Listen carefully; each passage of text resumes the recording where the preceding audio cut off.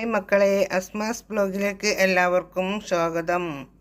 ഞാൻ അതിൽ പച്ചമുളക്, ഉള്ളി, വെളുത്തുള്ളി, ഇച്ചിരി ഇഞ്ചി കുത്തിയിട്ടിട്ടുണ്ട്.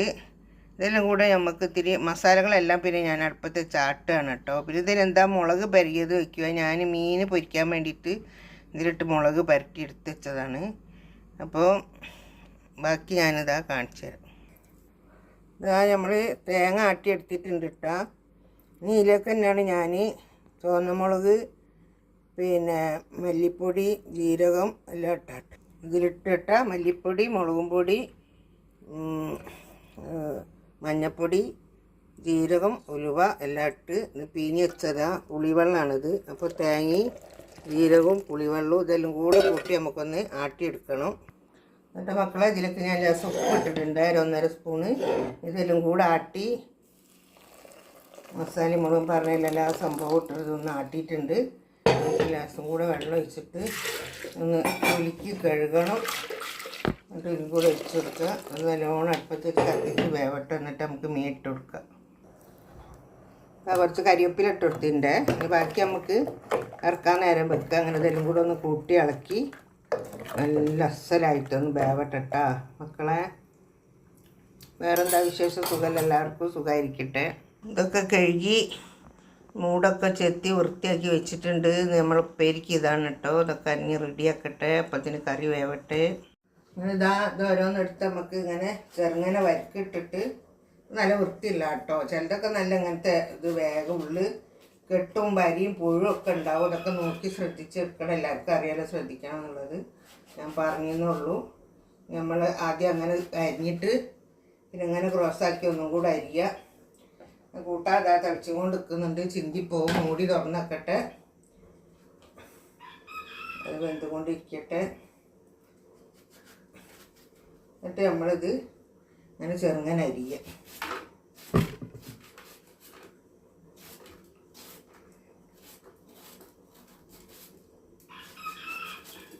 ഈ ക്യാമറ അപ്പുറം വെച്ചതിനെ കൊണ്ട് അരിയണത് കാണൂല കേട്ടോ. അതാ അങ്ങനെ ചെറുതാക്കി അരിഞ്ഞുകൊണ്ട് എടുക്കണം കേട്ടോ. ഇവിടെ വെച്ചാൽ കാണാം. അങ്ങനെ ചെറുങ്ങനെ അരിഞ്ഞെടുക്കണം. കുനുകുനാ നല്ല ചെറുങ്ങനെ അരിയണം കേട്ടോ.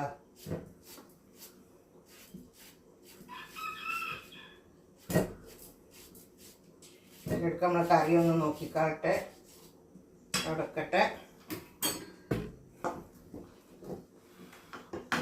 കറിയിൽ പച്ചമുളക്, കരിവേപ്പില എല്ലാ സാധനം ഇട്ടതാണ് കേട്ടോ. നമുക്ക് ലാസ്റ്റ് ഒന്നും ഇടാം. നല്ലോണം തിളച്ചിട്ടുണ്ട്. ഇനി നമ്മളിതാ ഈ മത്തിയാണ് കേട്ടോ കറി വെക്കാൻ കിട്ടിയത്. ഇതാ കുഞ്ഞമത്തിയാണ് കിട്ടിയത്. ഇതിലേക്ക് ഇട്ട് കൊടുക്കുക. ഈ വെള്ളമൊക്കെ വാർത്തി വെച്ചതാണ്. ഇതിൽ കിടന്നൊന്ന് വേവട്ടെ.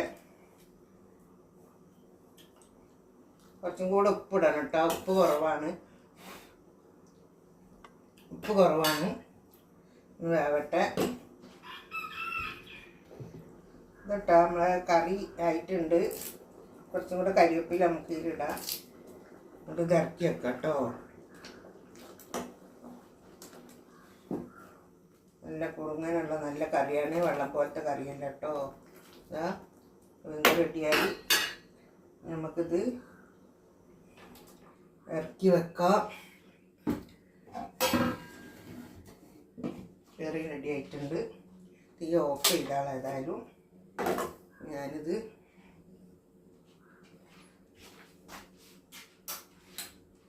ഇതിലേക്കുള്ള നമ്മളിത് മുറിച്ച് വെച്ച് നല്ലോണം അരിഞ്ഞ് മുറിച്ച് വെക്കട്ടെ കേട്ടോ.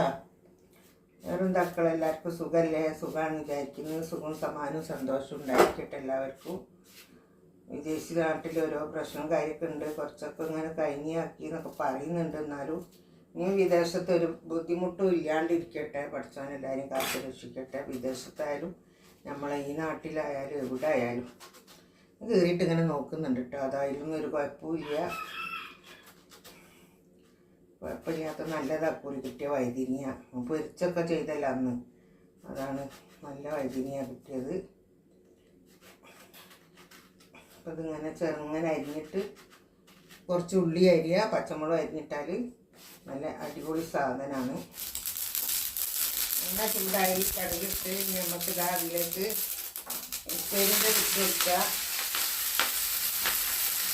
ഇട്ടിട്ടുണ്ട്. ഞാനൊന്ന് ഇളക്കണേ, കയ്യിലെടുക്കട്ടെ.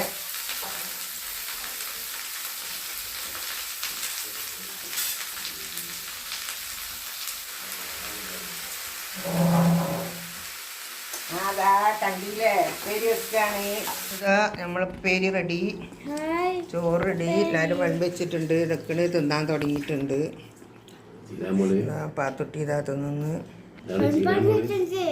ഇതാണല്ലോ ചീരാമുളക്. ചീരാമുളക് ഉപ്പിലിട്ട് വെച്ചാണ് കേട്ടോ, അതിങ്ങനെ കടിച്ചു വിട്ടാണ്. അപ്പോൾ ഈ വീഡിയോ ഇഷ്ടപ്പെട്ടാൽ എല്ലാവരും ലൈക്ക് ചെയ്യുക, ഷെയർ ചെയ്യുക, സബ്സ്ക്രൈബ് ചെയ്യുക. Okay, by.